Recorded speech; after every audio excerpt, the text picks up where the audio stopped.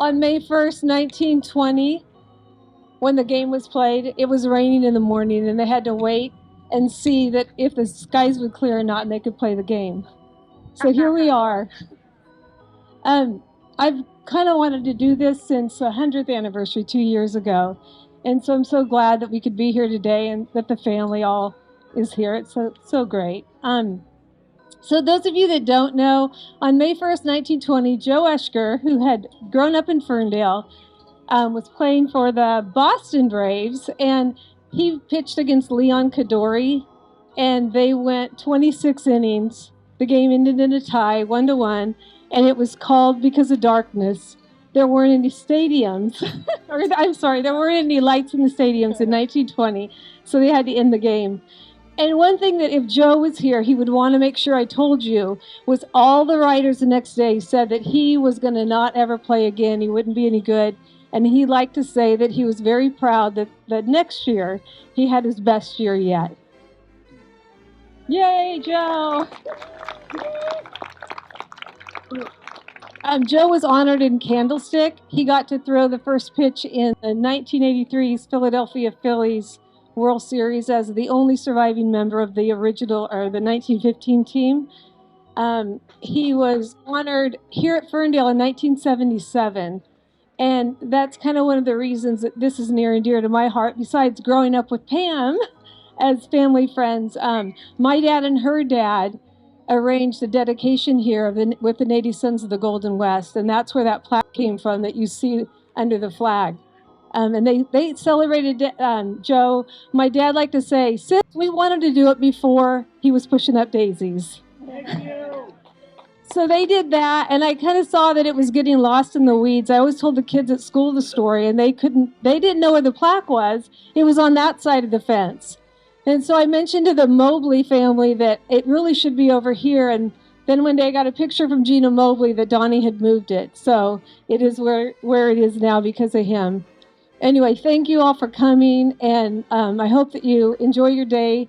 And I'm going to, Tawny, his granddaughter Tawny's going to speak for a minute now. Thank you. Thank you, Leanne. So on behalf of the ESCH-grr family, I want to welcome everybody. Thank you for coming to Joe Oeschger Day. My name is Tawny Spencer. I am Joe's granddaughter. My mom was Phyllis. So the middle child, and Pam, who you just saw there, is from Joe, who was the youngest child. But I just want to say how proud we are as the Oeschger family to be, among you people. And you have been so gracious and have honored Papa Joe's memory for so many years. And we are just so thankful for everybody coming out. Joe was a very kind man. He was known as Gentleman Joe. He was polite. He was well-spoken. And probably the thing I remember most about him is he loved fishing. He was such a sportsman. He was always on the river, at the ocean, on a lake. Had a gun in his hand, whatever it was. As we were growing up, he was just really, really a great person to try to live up to. So I would like to really thank the Little League organization and the Spirit of Ferndale organization for everything you have done to bring this to fruition at this time. I know it has been many, many hours of hard work, many hours of collecting money or begging for money, maybe I should say. But I want to thank the community and all the businesses that are a part of this community that really make this a great place to live. So thank you, everyone.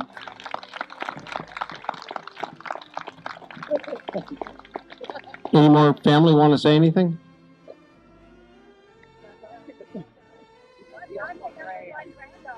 You're the number one granddaughter? Well, hell, you better say something then. Looks like you got all the style in the family, too. There's not a doubt in my mind. I'm Casey Teal Jones, and I am Papa Joe's #1 granddaughter, and my daughter Holly drove me from Washington State to be here. I'm very excited. I've caught up with my cousins that I haven't seen for 20 or 25 years. And it seems like every face I see in Ferndale, there's somebody. I always wonder, are they a relative or not, as the case may be. This has been extremely enjoyable for me. I've had the opportunity to meet some of the people that have put this together. And God bless you all for working so hard for your community and for our Oeschger families. So thanks for letting me share. That's always what we used to say in the classroom. Papa Joe was the classroom teacher. I was a classroom teacher for 35 years. And because of Papa Joe, I went into teaching. And also Aunt Dorothy Oeschger was a teacher, and she inspired me as well to teach. And I love my profession.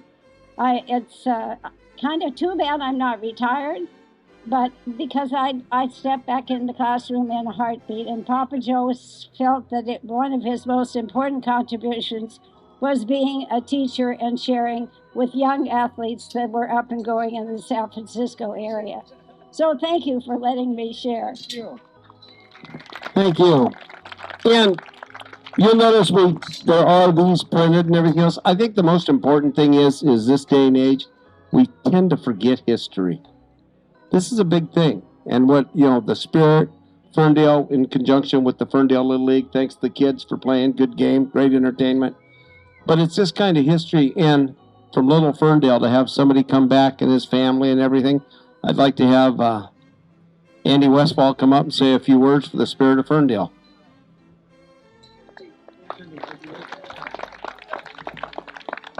On behalf of Eel River Little League and the Spirit of Ferndale, I want to welcome you all here. It's been an interesting day weather-wise, but I tell you, there's a lot of neighbors south of us that would have loved to play baseball in the rain today. So it all worked out. It's been a real community effort, an amazing team that came together. And on Tuesday, there was about a dozen of us here painting the dugout, snack shack, cleaning things up. So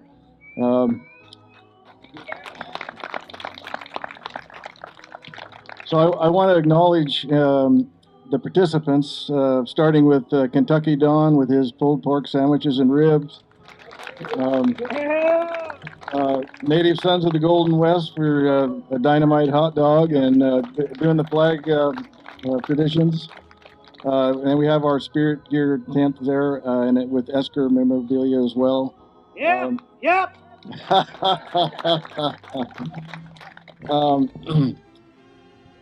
And just having the family here adds really something really special. The Scotia Band, Tim Randall's on the organ, or the organ, and you're going to hear him during the game with walk-up music for the batters, which is a tradition in a lot of baseball fields. So we're trying to, all the baseball flavor we can roll into this. You may have, and then all the volunteers, who remain nameless, but they, it's taken a lot of people, and the results kind of speak for themselves. So thank you so much for coming out. I do want to make a special recognition. I think most of you have noticed the Joe Oeschger Field sign on the snack shack wall. That, my friends, is a piece of art. It's fine art. I want to point out Chuck Ellsworth, Lenny Horrigan. They took a very personal, professional interest in that sign. If you take a close look at it, that's all freehand. Chuck is from the old school of sign painters. It is rare to have, and he took the ball and ran with it. Lenny and I met. We had in mind, a little 3x4 thing, and Chuck said, no, we got to go 4x8. We got to do, yeah. And it's patterned after the stadium sign at Wrigley Field. So we were shameless about copying their style. And the third gentleman over there is Tom Geyer.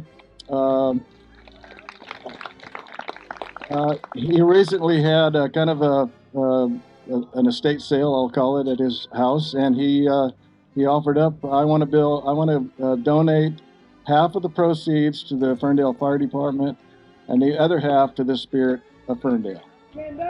And